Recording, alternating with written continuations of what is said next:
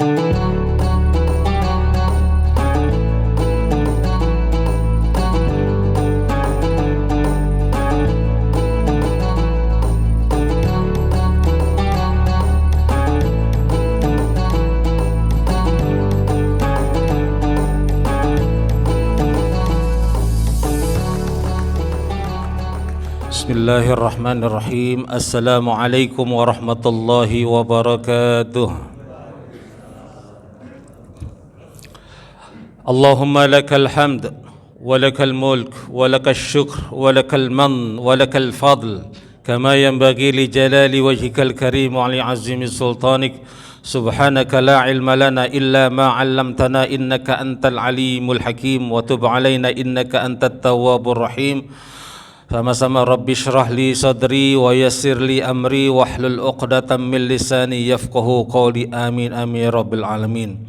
Allahumma salli wa sallim ala sayyidina Muhammadil Fatih lima ughliq wal khatim lima sabaq nasiril haqqi bil haqq wal hadi ila siratikal mustaqim wa ala alihi wa sahbihi haqqa qadrihi wa miqdarihi al azim. Amin amin ya rabbal alamin. Allahumma faqihna fid din wa 'allimna ta'wil. Amin.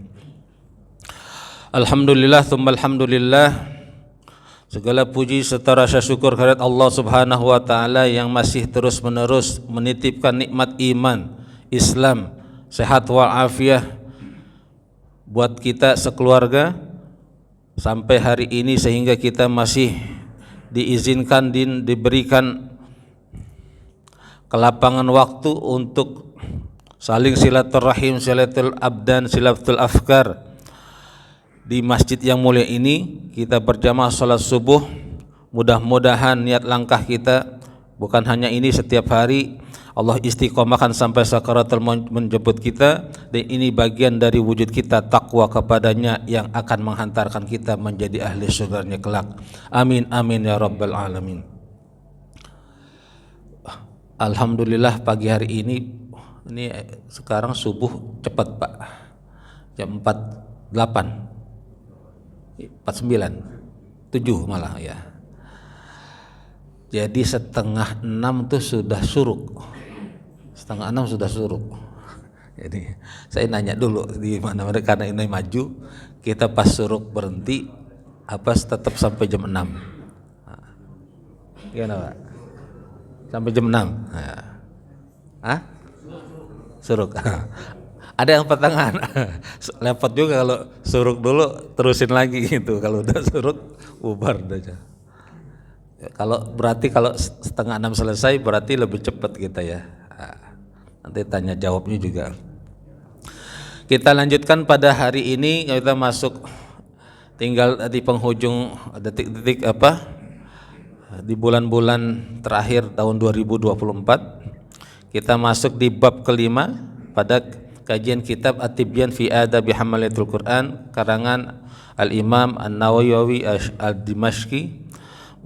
Semoga beliau Allah angkat derajatnya, Allah tinggikan derajatnya, dan kita menjadi salah satu yang diakui sebagai murid beliau. Walaupun saya termasuk orang yakin Pak, walaupun kita nggak pernah bertemu, tapi kita sering mendoakan, lalu kita kaji kitabnya. Mudah-mudahan kita dalam nanti dikenal oleh beliau dan sama-sama dalam barisan umat baginda Nabi sallallahu alaihi wasallam dan berkumpul di surganya Allah. Mari kita aturkan Al-Fatihah untuk beliau, untuk orang guru-guru kita yang telah wafat, yang bisa jadi nama-namanya satu persatu kita sudah lupa, orang tua kita pastinya tidak lupa, baik orang tua kandung, orang tua angkat, orang tua asuh dan lain sebagainya, kakek nenek kita ke atas semuanya, samping kanan kiri, yang punya bibi, punya papan, semuanya yang sudah diwafatkan oleh Allah, kakak adik dan sanak famili kita semuanya, dan umumnya untuk kaum muslimin. Semoga Allah ampuni segala kesalahan dan dosa-dosanya. Dan buat saudara-saudara kita, keluarga kita yang dalam keadaan kurang sehat, semoga Allah angkat penyakitnya, Allah berikan kesabaran, dan itu menjadi kafarat penggugur atas dosa-dosa yang pernah diperbuat. Ala hadhihi niyah al-Fatihah. A'udzubillahi minasyaitonir rajim. Bismillahirrahmanirrahim. Alhamdulillahi rabbil alamin arrahmanir rahim maliki yaumiddin. Iyyaka na'budu wa iyyaka nasta'in. Ihdinas siratal mustaqim, siratal ladzina an'amta 'alaihim ghairil maghdubi 'alaihim waladdallin. Ustaz sering kirim Al-Fatihah, apakah nyampe? Saya yakin nyampe. Yang enggak yakin ya enggak apa-apa. Kita tetap ikut doain. Ya. Itu aja Pak, simpel aja kita supaya enggak ribut. Hari Kamis kemarin 2 hari yang lalu saya jadi narasumber bersama Profesor Abdurrahman Dahlan MA. Beliau adalah anggota Komisi Fatwa MUI Pusat. Lalu MUI Tangsel mengadakan seminar tentang aliran fatwa-fatwa aliran sesat. Yang di Tangsel ini ingin menyoroti bagaimana perkembangan gerak-gerik aliran-aliran yang sudah difatwakan sesat.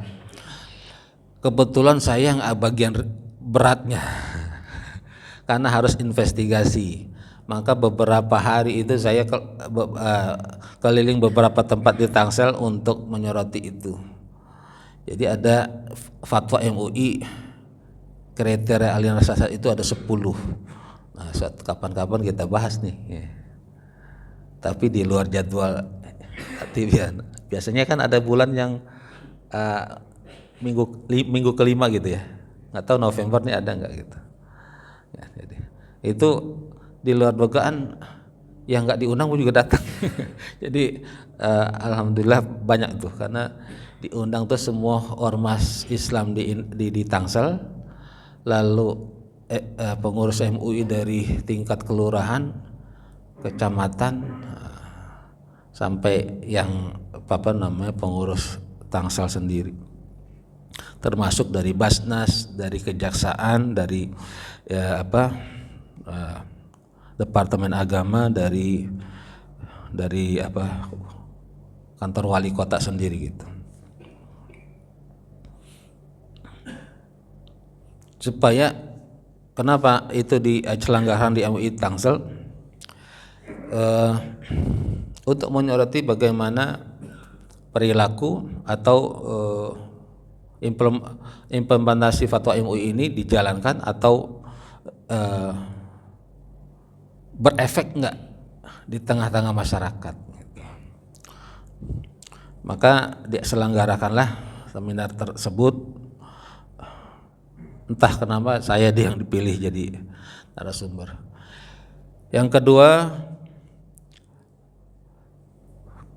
kita sudah punya presiden baru, walaupun orang lama. Dalam proses pelantikannya, Ketua MPR kita menegaskan kembali bagaimana posisi Indonesia terus mendukung kemerdekaan Palestina, dan itu ditegaskan pula oleh pidato presiden yang terpilih. Mudah-mudahan bukan hanya lip service dan basa-basi, tapi karena memang itu memperjuangkan konstitusi yang amanah founding fathers kita, para pendiri bangsa, yang mengamanahkan dalam preambul mukaddimah pendahuluan UUD 45 yang menyatakan dengan tegas bahwa, bahkan termasuk teks proklamasi ya, bahwa penjajahan di atas dunia adalah bertentangan dengan peri kemanusiaan dan peri keadilan. Maka di Indonesia yang pernah merasakan dijajah lama oleh bangsa penjajah, merasakan getir pahit, tumpahan darah, keringat dan air mata, bahkan berapa kali turunan, dan diantaranya paling banyak adalah yang berkorban itu umat Islam, para asatis, para kiai, para ulama dan kaum santri yang biasanya ngaji kitab tapi ngaji kitabnya sambil jalan perang. Jenderal Sudirman pun seorang santri, beliau orang madrasah, dibesarkan di Muhammadiyah, juga banyak-banyak yang lain yang menjadi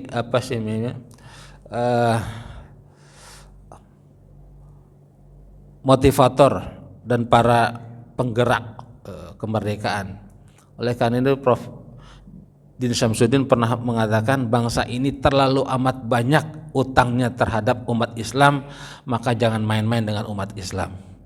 Ibaratnya saham umat Islam di Indonesia itu terlalu besar dan banyak.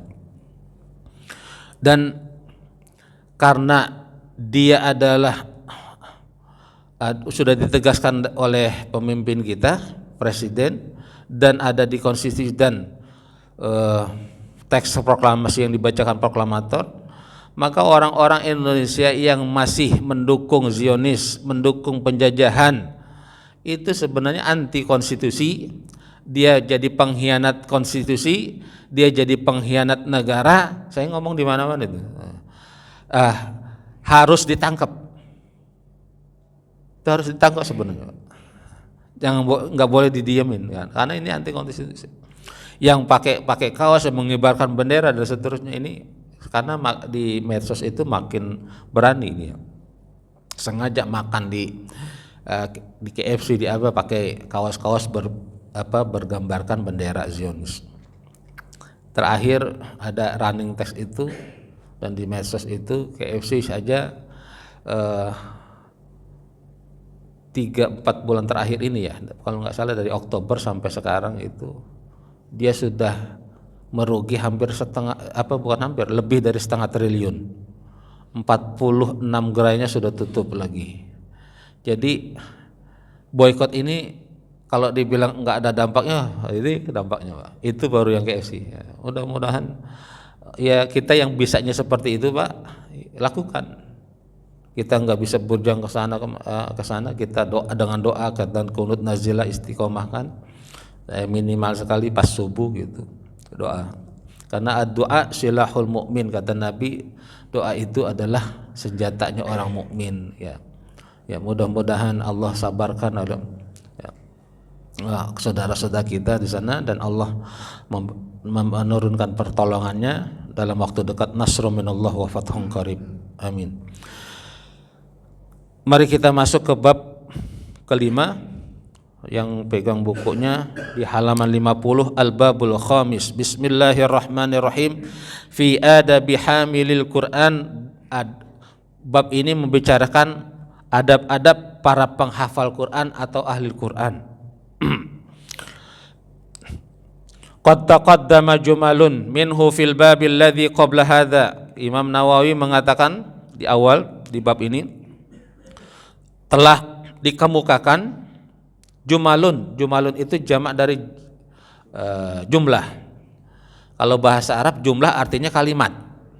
Kalau kalimah artinya kata. Itu beda. Al-kalimah itu dalam bahasa Arab artinya kata. Kalau kalimat sendiri dalam bahasa Arab jumlah. Jamaknya jumal. Qad taqaddama jumalun minhu fil babil ladzi qabla hadza. Sudah dikemukakan kalimat-kalimat tentang ini di bab sebelumnya. Sebelum ini. Maksudnya jumalun di sini artinya poin-poin tentang adab para ahli Quran ini sebelumnya sudah dikemukakan pada bab-bab sebelumnya. Wa min adabihi, di antara adab-adab para penghafal Quran yang hendaknya perlu diperhatikan adalah an yakuna ala akmalil ahwali wa akramis syama'il. Agar hendaknya orang-orang yang penghafal Quran ini akmal ahwal, paling sempurna ahwal itu keadaannya, wa akramis syama'il, paling mulia bentuknya. Artinya enggak boleh sembarangan berpakaian, enggak boleh sembarangan bertutur kata, enggak boleh bersembarangan berperilaku, berteman. Nah, itu pengertian di situ, Pak. Jangan hafiz Quran nongkrong nggak di jalanan gitu. Pakaiannya compang-camping sembarangan, itu tampilkan berwibawa, bersih, wangi gitu, Pak. Bertemannya sesama bisa ya hamil Quran. Setiap di masjid duduk dimanapun walau santai kayak Nabi gitu ya, duduk-duduk sama sahabat, tetap yang dibicarakan agama, Pak. Wa an yarfa'a nafsahu an kulli ma nahal Qur'an anhu ijlalan lil Qur'an, dan hendaknya dia mengangkat dirinya. Yarfa itu mengangkat dirinya, an kulli ma nahal Qur'an, dari apa-apa yang telah dilarang Al-Qur'an, anhu untuk dilakukan, ijlalan lil Qur'an, demi dan untuk menghormati Al-Qur'an yang ada di dirinya. Yarfa'an nafsahu maksudnya itu menghindari, menjauhi semua apa-apa yang dilarang Quran. Masa ahlul Quran, hafiz Quran tapi maksiat gimana? Itu. Udah Pak. Jadi maksudnya ini bagaimana membentuk hafiz Quran itu bukan hanya menghafal Pak, tapi Quran berjalan seperti Nabi. Ketika orang melihat dia, ya seperti Quran berjalan gitu. Bukan hanya Quran ada di dirinya dia hafal. Wa an yakuna masunan andanil iktisab. Dia nyari nafkah pun Pak, profesinya jangan profesi yang menghinakan dirinya. Walaupun di Indonesia susah juga Pak. Karena kita di Indonesia nih hafiz Quran, hamil Quran, ahli Quran tuh ya termasuk guru-guru Quran itu masih kurang diperhatikan, jauh sekali. Yang sering kali saya bicarain. Beda dengan di luar negeri. Nah, kemarin saya dapat sharing dari Pak Haji Atma, kata Jabur Rahman lagi nyari imam. Nah, udah dapat ya Ustaz? Belum? Sudah? Oh, belum diseleksi iya. Ya jadi di Indonesia ini masih kurang kalau di Timur Tengah di apa sih Pakistan, di Turki, di Mesir, di Saudi itu imam-imam fasilitasnya luar biasa Pak gitu. Ya dijaga askar rumahnya juga. Kalau imam Masjidil Haram itu kan gamis-gamisnya aja Pak beda dengan itu seperti yang di pangeran-pangeran pada pakai itu sama. Coba kalau jadi imamnya kan ada tuh. Itu gamis-gamis beda Pak.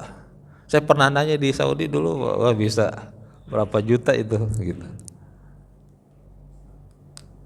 Oh iya. Iya betul. Sama pangeran Pak. Jadi di atas masih di atas gubernur. Jadi itu gamisnya itu mahal itu. Ya, Syekh Al-Matrud. Syarifan nafs, memuliakan dirinya. Karena bukan dirinya secara fisik, tapi karena ada Quran dalam dirinya. Gitu. Bukan hanya orang memuliakan diri, dianya pun harus memuliakan dirinya. Kenapa? Di dirinya itu ada Quran. Jadi orang-orang yang dimudahkan untuk menghafal Quran sebenarnya saya pernah bilang Allah sudah memilih dirinya untuk menjadi keluarganya Allah Maka saya titip sekali lagi, kita yang punya keluarga, anak cucu kita banyak, jangan sampai satu pun nggak ada yang ahli Quran Pak. Ustadz anak saya udah gede-gede semua, udah terlambat kayaknya. Ya cucu paling nggak, punya cucu 3, 5, apalagi yang belasan itu. Jangan belasan itu ahli dunia semua. Siapa yang nanti ingetin mereka, saudara? Wa mutaraffi'an 'alal jababirah wal jifah min ahli dunya, dia harus mengangkat dirinya, nggak boleh rendah diri di depan para penguasa, apalagi penguasa yang sombong dan ahli dunia. Ini nggak ada kamusnya Pak, orang ahli Quran itu ngejilat-jilat penguasa gitu. Kalau ada ya ini sebenarnya dipertanya, ahli Quran jilat-jilat penguasa. Kita nggak boleh Pak tawadu sama orang-orang kaya, ya. Karena memang ini berat. Maka orang-orang ahli Quran itu pilihan Pak, enggak. Jadi berat ini kan. Kebanyakan orang kan kalau udah dekat penguasa pengennya dapat proyek. Walaupun ujung-ujungnya nggak dapat proyek juga nggak kebagian jabatan, tetap aja masih bangga dekat kayaknya. Saya kan sama dia kenal, itu lama gitu sebut. Ini harusnya orang-orang ahli Quran, hafiz Quran jangan seperti ini. Harus bedain dia harus bedain dirinya sebagai ahli Quran dengan ahli dunia. Orang yang benar-benar nyari dunia. Tetapi kata Imam Nawawi, mutawadhi'an lis-shalihin wa ahlil khair wal masakin. Dia harus tawadhu di depan orang-orang saleh. Jadi dia menyombongkan diri, mengangkat dirinya di depan penguasa, apalagi penguasa zalim, penguasa pelit, orang-orang kaya pelit, itu Imam Nawawi suruh malah. Tapi di depan orang-orang soleh dan orang-orang ahli kebaikan, orang-orang miskin, dia harus tawadu. Jangan dibalik. Wa an yakuna mutakhashsyi'an dza sakinatin wa waqarin. Ahli Quran, para hafiz Quran juga harus hidupnya khusyuk, tenang dirinya, ojo gerasa gerusu katanya, enggak tergesa-gesa, enggak ngekhawatirkan dunia, wa waqarin, dan berwibawa. Ya, lagi-lagi karena ada Quran di dirinya. Sebenarnya Pak, healingnya orang-orang hafiz Quran itu ya murojaah. Udah, ala bidzikrillah tatmainnul qulub, kata Allah. Itu udah jaminan dari Allah Pak. Ustaz, saya sering ngaji tapi belum tenang-tenang, belum berarti baru ini masih terus latih terus. Nanti udah sampai. Sama dengan saya sering dibatasi, saya udah sering sholat tahajud Ustaz, kenapa kok masih merasa begini? Ya terusin. Nanti Allah akan yang tuntun. Kenapa? Kekhusyuan, keikhlasan itu buah dari istiqomah. Kalau kita sudah 1 tahun 2 tahun qiyamul lail belum dapat sakinah, belum dapat kayak merasa belum ikhlas, terus Pak. Mungkin sebentar lagi ya, kekhusyuan itu dan keikhlasan itu Allah yang akan beri buah dari istiqomah kita. Nah, untuk istiqomah itu sampai ke sana ada orang yang suatu tahun sudah dapat, ada yang harus 10 tahun gitu. Ya, masing-masing orang beda. Nanam pohon juga begitu Pak, ada yang gagal panen malah gitu. Tapi kalau yang cakep bagus sesuai dengan pupuknya, tanahnya, jenis tanahnya beda. Ada yang berbuah bentuknya macam-macam.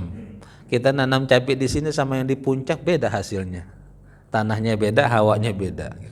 Di sini kenapa keriting-keriting gitu, kecil-kecil mantut. Tapi kalau lihat dia di Cianjur bisa cabai, tomat segar-segar besar-besar. Itu beda. Jadi ibadah juga begitu. Jadi sesuai, terusin aja sampai kita datang. Jadi kenikmatan ibadah adalah buah dari istiqomah. Kalau kita sudah dapat kenikmatan itu, wah luar biasa, udah senang. Itulah nanti dapat kita kekhusyuan. Orang sibuk dengan dunia, kuping kita orang kita nggak dengar lagi kuping kita. Yang kita asik tuh udah masuk aja dengan Allah. Faqad jaa an Umar bin Khattab, sebagaimana telah datang riwayat dari Umar bin Khattab. Tapi ini bukan hadis ya. Jadi qaul sahabat. Annahu qala, Umar bin Khattab pernah berkata, ya ma'syaral qurra, wahai para penghafal Quran, wahai para ahli Quran, irfa'u ru'usakum, angkatlah kepala kalian, faqad wadaha lakumut thariq, telah jelas bagi kalian jalan yang kalian tempuh. Enggak usah ragu lagi, ini jalan bener, udah ahli Quran. Angkat kepalamu maksudnya jangan rendah diri di depan ahli dunia, di depan orang-orang. Kalian tuh orang mulia. Khairukum man ta'allamal Qur'an wa 'allama. Itu jaminan Nabi kok. Sebaik-baik kalian adalah orang yang belajar Quran dan mengajarkannya lagi. Gitu. Jaminan Nabi itu. Dari Utsman bin Affan riwayatnya. Jadi udah, kalau masih bingung berarti ini belum niatnya masih belum kokoh. Wastabiqul khairat, berlomba-lombalah dalam kebaikan. Umar bin Khattab masih berpesan kepada ahli Quran berlomba kebaikan gitu. Karena ada Pak, orang ngapal Quran, belajar Quran, dia malas ngajar. Buat dirinya aja ngafalin gitu. Nah makanya kata Nabi, yang baik, sebaik-baik kita yang belajar lalu ngajarin lagi gitu Pak. Bukan belajar doang.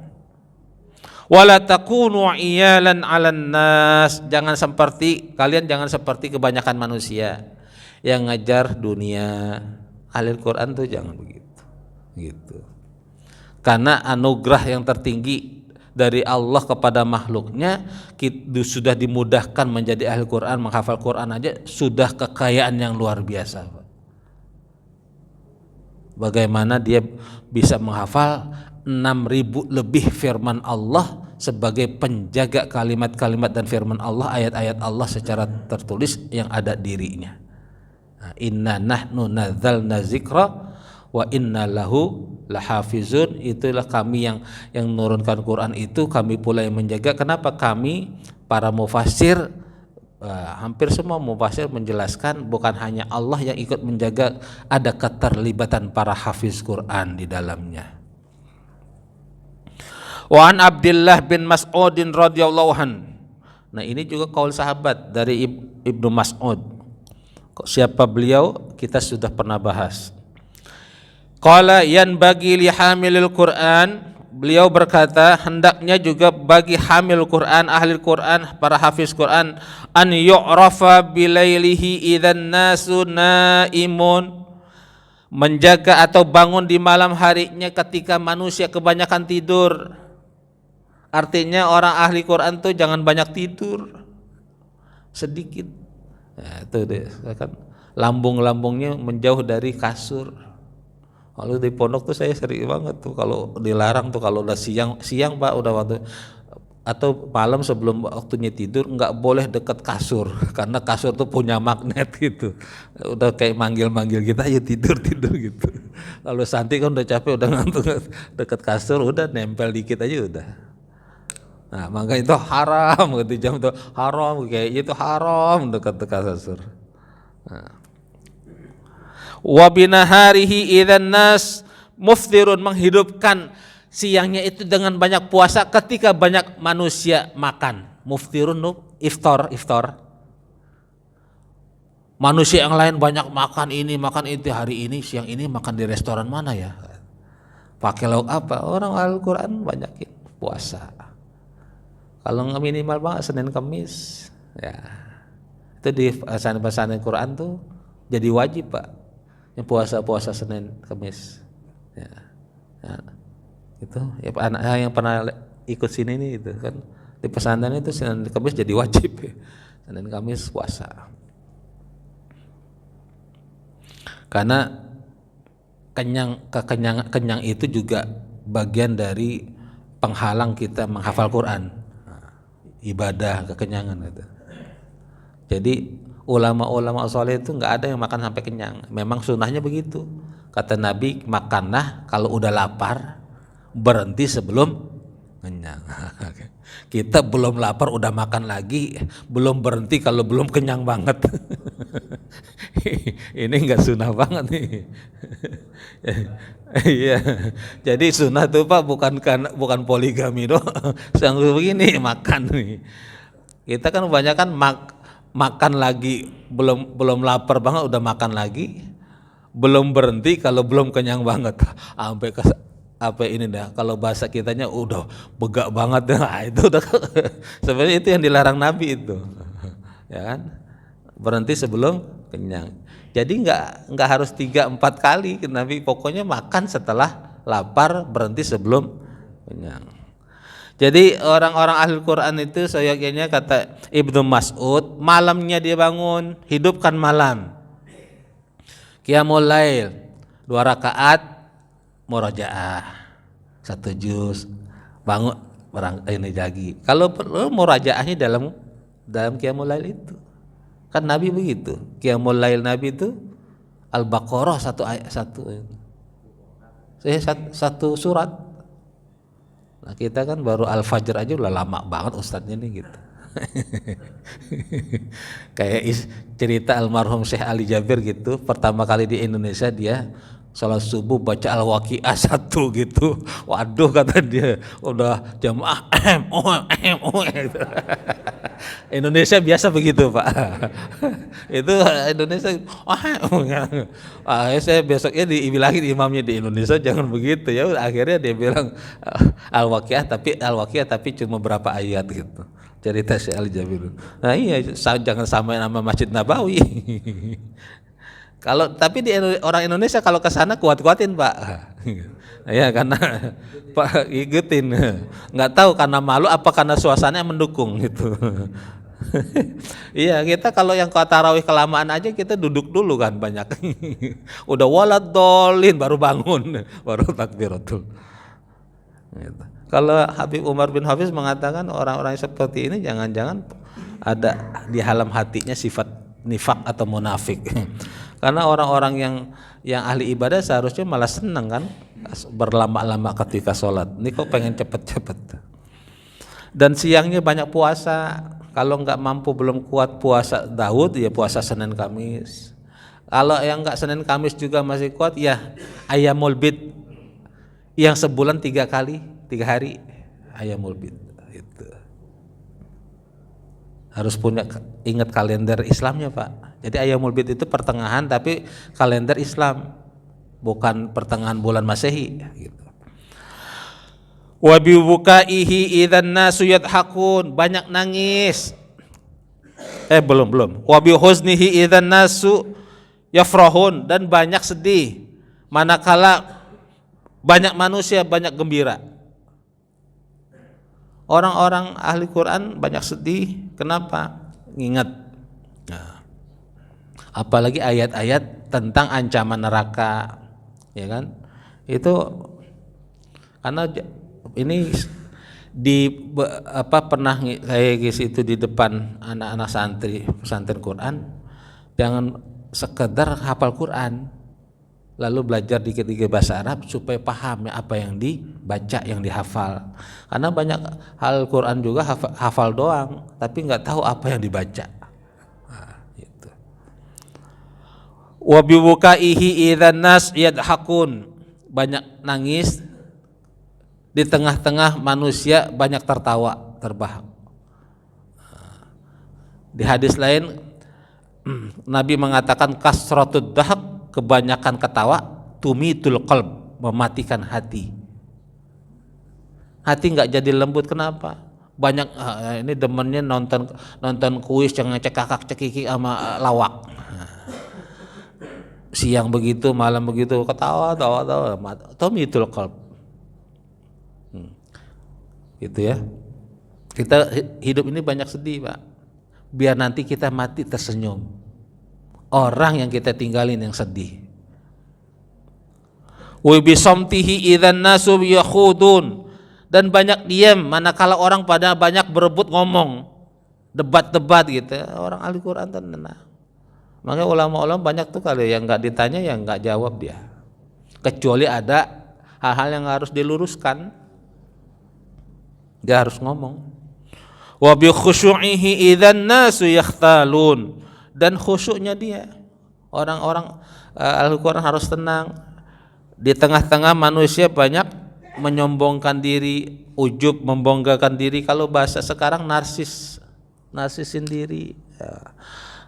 Dicermin di kamarnya, masih muda nih anak. Tahu gitu kan? Masih muda, ganteng ya gitu. Entar dia selfie gitu, ya kan? Jadi banyak orang narsis. Di tengah-tengah sekarang zaman orang banyak narsis, kita banyak ahli Quran tuh khusyuk, tenang, tawadu. Selanjutnya wa anil Hasanil Basri, tadi 2 sahabat, jadi qaul sahabat, sebelumnya 2 sahabat. Nah sekarang tabi'in. Hasan Basri ini Imam Hasan Al-Basri, beliau juga ahli hadis, ahli bahasa, tasawuf pula. Beliau di Basrah hidupnya, Irak sekarang ya. Rahimahullahu taala annahu qala, bahwasanya beliau pernah berkata, inna man kana qablakum ra'au al-Qur'an rasaila min rabbihim. Sesungguhnya orang-orang sebelum kalian memposisikan Quran seperti surat, bisa dibilang surat cinta dari Tuhannya. Ketika kita baca Quran, kalau Said Qutb mengatakan bacalah Quran, iqra'il Quran,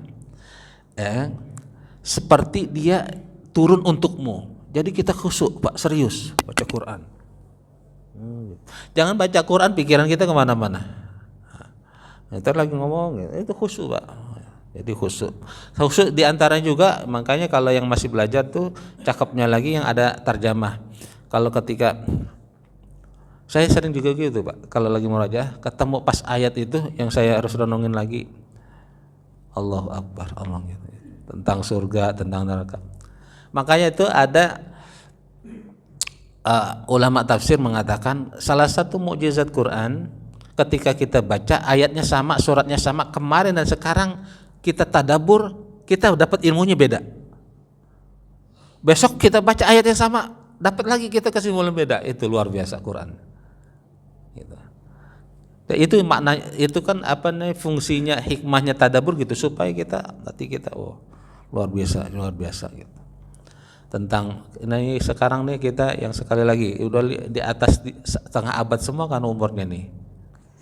Kalau masih galau tentang dunia, banyak tadabbur Quran tentang akhirat, tentang amal hisab diri kita. Ini kira-kira kita mati nanti husnul khotimah, nauzubillah husnul khotimah.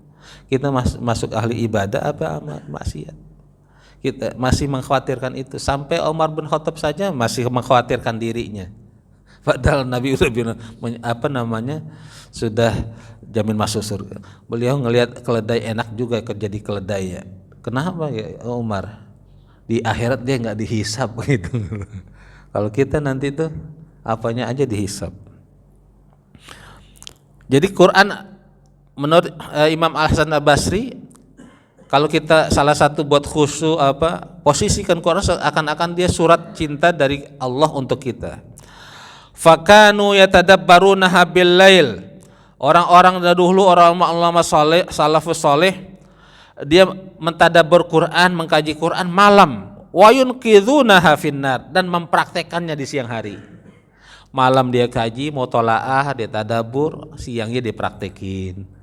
Ketemu ayat tentang infak, sedekah, ditadaburkan, begini, besoknya dipraktekkan gitu. Wa anil Fudail bin Iyad rahimahullah, ini juga tabi'in. Yan bagi li hamilil Qur'an an la yakuna lahu hajatun ila ahadin minal khulafa faman dunahum. Sendaknya ahli Quran, para hafiz Quran, an la yakuna lahu hajatun ila ahadin. Jangan pernah minta jilat minal khulafa, dari penguasa, faman dunahum, ataupun bawahan para pemerintah penguasa. Dunahum tuh ya pejabat-pejabatnya tadi, gubernur, wali kota, menteri, jangan. Banyak anak Quran seneng banget gitu dekat-dekat pejabat. Kalau mereka pengen minta nasihat, mereka yang datang, gitu Pak. Itu kalau kita datang, khawatir dia malah jadi fitnah. Wa anhu aidon, artinya dari Fudail bin Iyad juga, qala, beliau berkata, hamilul Quran hamilu rayatil Islam. Para penghafal Quran, hamil Quran, ahli Quran adalah para pembawa panji-panji Islam. Layan bagi lahu an yalhuwa ma'aman yalhuwa. Enggak boleh, sendaknya dia tidak boleh main-main dengan orang-orang yang mainin Quran. Quran dijadiin nyanyian. Lalu yang hamil Quran, hafiz Quran ikut-ikutan. Itu. Bahkan ada joget-jogetan. Wala yashu wa ma'aman yashu. Enggak boleh lalai bersama orang yang melalaikan Quran. Makanya saya pernah bilang, para hafiz, ini biasanya rumus Pak, para hafiz Quran Pak, nggak ada kata libur murojaah Quran. Di mana? Setiap hari Pak, sekali libur. Ya. Saya pernah tuh, anak saya itu yang itu, waktu Lebaran dulu masih neneknya ada, dia masih berapa umur? Aku mohon jangan murojaah dulu Lebaran gitu, bukan sodok karena saya lulusin juga Pak, kasihan juga ya. Nginep Pak, pulang hilang 3 juz, enggak murojaah seminggu. Innalillah, udah benerin lagi bengkel. 1 minggu mau apa? Gitu Pak. Jadi orang hafiz Quran harus enggak ada kata libur Pak. Sampai jalan-jalan apa saya waktu sempat saya ajak ke Ancol, di Ancol pada sepatnya murojaah. Pantai gitu. Jadi murajaah. Wala yalghuwa ma'aman yalghuwa. Ma'aman yalghu. Jangan sampai bicara yang sia-sia bersama orang-orang yang ngobrolin yang sia-sia. Al-Qur'an harus selalu bermanfaat. Ya seharusnya sebenarnya bukan hanya Al-Qur'an yang ini, kita semua. Ta'ziman li haqqil Qur'an, untuk mengagungkan kebenaran Quran yang ada dalam dirinya. Allahu Akbar. Ini beratnya jadi Al-Quran. Makanya dia bukan hanya dapat keistimewaan buat dirinya, nanti di surga itu di akhirat dia punya hak untuk memberikan mahkota untuk kedua orang tuanya. Allah, sungguh menyenangkan, membahagiakan manakala di keluarga kita, Pak, Bu, kalau ada ahli Quran, hafiz Quran. Udah setengah 6, niatnya 2 pasal nih, Pak. Ini baru 1 subbab tapi sudah setengah 6. Dikit lagi udah suruk, nggak apa-apa dah. Mudah-mudahan bermanfaat. Silakan kalau ada yang mau ditanyain. Ada yang mau ditanya? Kayaknya nggak ada nih. Iya.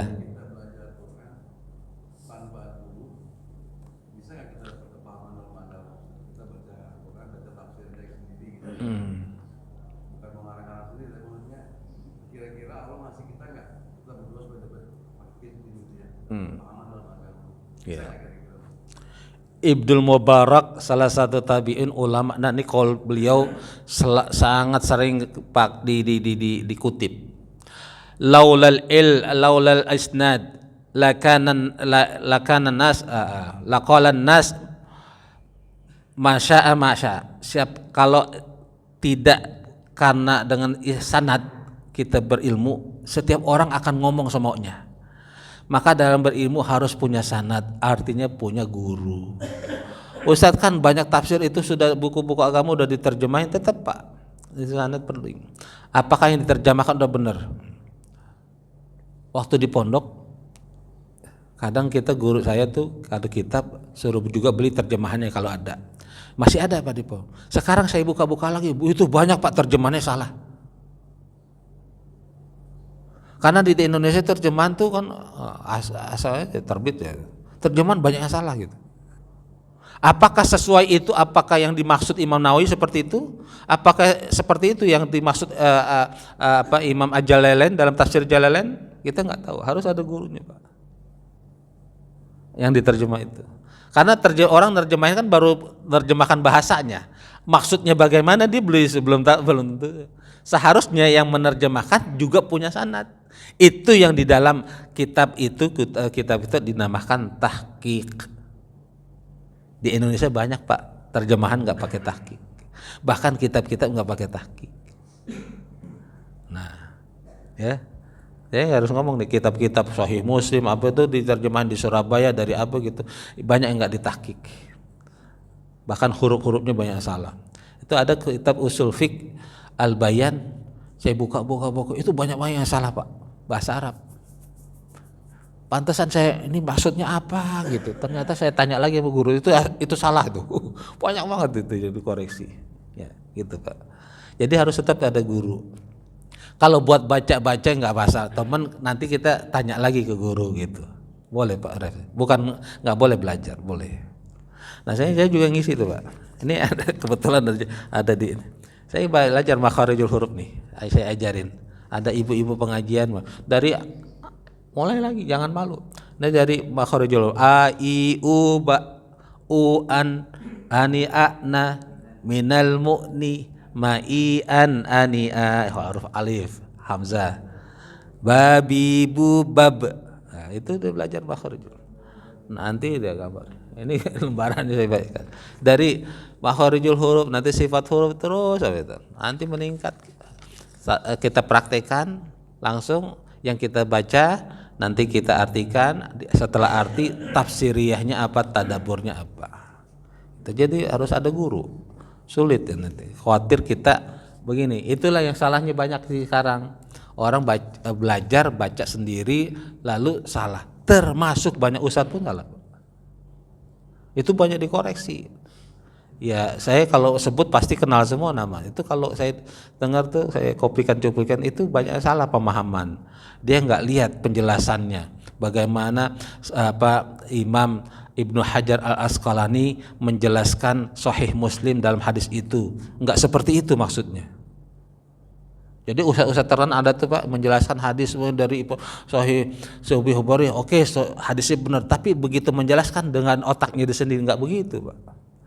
Itu ketahuan, pasti orang yang ngaji itu pasti tahu, berarti dia belajar baca bukan dengan guru, itu pasti. Kalau yang belajar dengan guru pasti.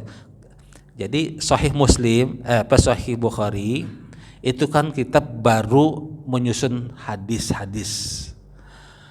Penjelasan isinya bagaimana, yang menjelaskan itu salah satunya Fathul Bari nama kitabnya. Ada 20-an jilid lagi Pak, disusun oleh Imam Ibn Hajar Al-Asqalani.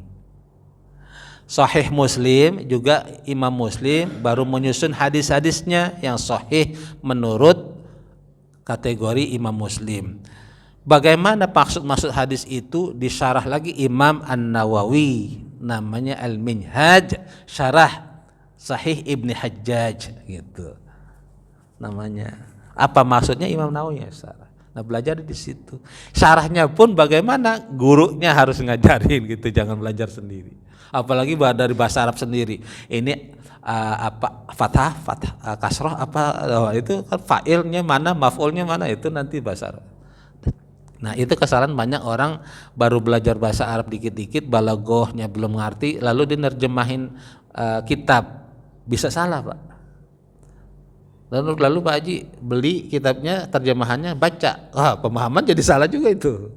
Nah, makanya kita nggak punya Pak lembaga pentahkik dan sanad di Timur Tengah tuh ada, nggak sembarang orang nyetak kitab. Di Indonesia gampang banget, punya duit terjemahin, tercetak 1000 eksemplar. Ya Indonesia nggak ada, gitu.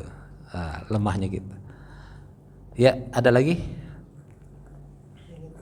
Ya silakan Pak Haji. Assalamualaikum warahmatullahi wabarakatuh. Waalaikumsalam warahmatullahi wabarakatuh. Ini kan sebetulnya kajian itu sangat diperlukan seperti nutrisi dalam makanan. Jadi sangat menyehatkan gitu. Tapi kecenderungan jemaah itu tidak tergerak untuk menjemput nutrisi itu, maksudnya hidayah itu, dan kecenderungan bahwa dia merasa cukup dengan ilmu yang dia punya atau dia dapat dari YouTube atau dari media yang lain tanpa ikut dalam kajian. Ini apa ada unsur dia tidak mau menjemput hidayah, atau memang dia kopeh ya, dalam arti keras kepala untuk tidak menerima ilmu dari yang seperti Ustadz sampaikan gitu. Dan masing-masing dalam kajian itu kan ilmu-ilmunya itu sangat bermanfaat gitu, sebagai nutrisi. Nah ini kecenderungan dari jemaah yang bermalas-malasan untuk mengikuti kajian itu, apa memang karena unsur hidayahnya yang dia tidak mau menjemput? Ya, kasih Pak Haji. Pak, saya tanya, ada kewajiban sebelum sholat yang Allah perintahkan kepada kita, apaan? Pertama kali.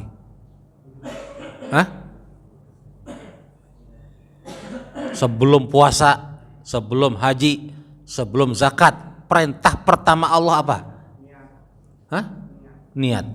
Apa Pak? Apalagi ada yang tahu nggak? Pertama kali Allah belum ngomong sholat, belum ngomong zakat, belum haji, belum puasa. Iqra, baca. Itu yang malas di antara kita, Pak. Imam Al-Ghazali dalam Ihya Ulumuddin mengatakan, orang bicara tentang ilmu ada 3 kelompok. Rajulun yadri wa huwa yadri, ada 4. Rajulun yadri wa huwa yadri annahu yadri. Pertama, kelompok pertama ada orang berilmu lalu dia tahu bahwa dia berilmu lalu dia ngajarin orang. Ada yang kedua, rajulun la yadri wa huwa yadri annahu la yadri. Ada orang yang enggak punya berilmu tapi dia sadar dia enggak berilmu lalu dia belajar.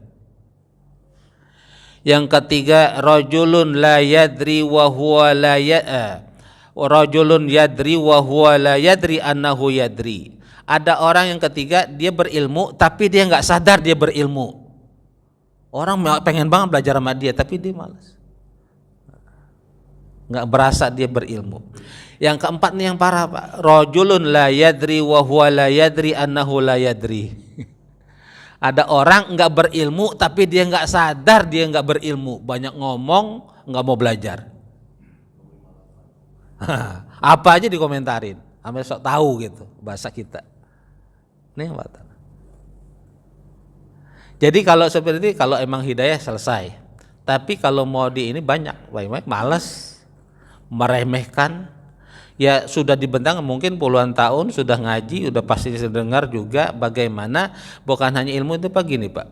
Ada keberkahan majlis. Bahkan Sayyid Maliki mengatakan kalaupun muridku cuma satu orang, aku tetap berpakaian rapi. Kenapa? Aku menghormati majlis ilmunya ini. Karena begitu kita buka majlis, para malaikat datang. Siapa yang ngomong? Nabi yang ngomong kok. Ente nggak percaya Nabi? Membentangkan sayapnya, naungin kita di majlis. Allah turunkan sakinah, ketenangan. Tuh, gitu. Nah kalau dia di Google sambil tiduran di kamar nonton atau YouTube itu, mana ada keberkahan begitu? Iya tak? Nah, maksudnya nggak bisa bertanya juga. Saya nyebutnya kayak di Google, di YouTube itu. Tapi kalau Zoom masih bisa dibilang majlis ilmu. Kalau Zoom kan ada tatap juga Pak, ada dialog tanya jawab, gitu. Kalau dia cuma apalagi kalau yang di YouTube atau di Instagram itu kan kadang seringnya cuplikan-cuplikan. Atau perlu juga kita memverifikasi benar nggak dia ngomong begini. Apa ini potongan-potongan, ngeri juga. Gitu kan yang. Nah kalau Pak Haji bertanya seperti ini memang malah sama dengan ini aja Pak, subuh nggak punya, ini kan komplek dulu nggak punya masjid, bikin musola. Kayak musola kayak perlu dah kita sholat Jumatan nih diperlebar, susunlah pengurus. Ya kan, bikin proposal, minta izin sama developer bagaimana ini fasumnya bisa buat masjid. Lalu dari peluran, dari keramik terus, ya kan? Semangat tuh Pak bangunnya. Itu orang Indonesia begitu, semangat bangunnya, ngisinya itu yang, ya dia lagi. Tapi itulah Pak dakwah. Saya ngomong di beberapa masjid termasuk di Al-Kausar. Itu saya ngisi kajian subuh itu dari masih tiang-tiang pakai terpal. Subuhnya cuma berapa orang? Enggak sampai 10. Almarhum kayak Ustadz Fahru Razi, si Haji Mulyadi. Di Bintaro juga ada Pak. Saya ngisi juga. Masih begitu juga. Masih tiang-tiang besi-besi. Saya ngisi udah. Gitu. Kalau kita cuma nyari dunianya Pak, capek. Emang makhluk ngasih apa sih? Gitu. Kalaupun kita mau duit, ya duitnya Allah tanpa seri Pak.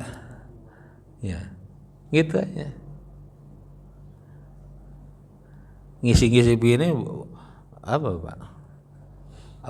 Belum apa sih ini ancamannya gitu.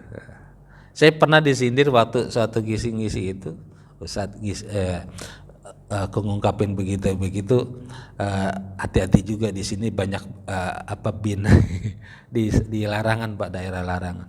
Ternyata di situ kan ada orang-orang deplu, bin gitu.